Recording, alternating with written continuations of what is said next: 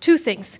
First, there's some information that we can't release because it would be identifiable. And so when we released, for example, the first information about the first traveler from Egypt, people were trying to find her home, and they published online, they're trying to dig in her home address. So that doesn't help anyone.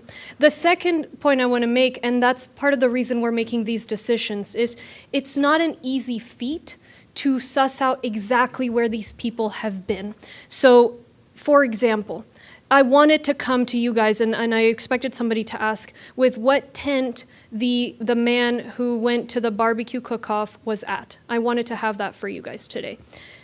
Our folks have been asking him, and he's not cooperating.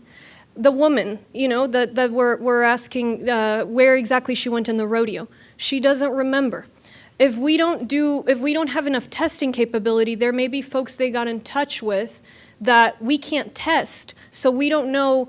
One of the cases we had, for example, she has a history of strep throat. So we didn't know, is it strep throat or is it coronavirus? We got to wait for it to come back.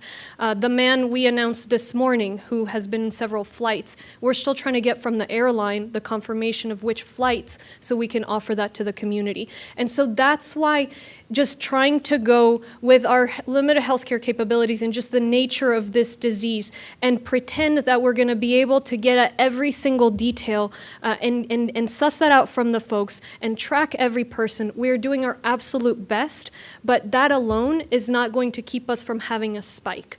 And so that is why we have to go to a blunter tool in a way, which is these recommendations. And we don't want to be at a point where we're so behind the 8 ball that we're having to make requirements like other communities are doing, and we're having to constantly lower down the number. So that is all, and everything we have that we can share, we have been sharing and will continue to share as we go along.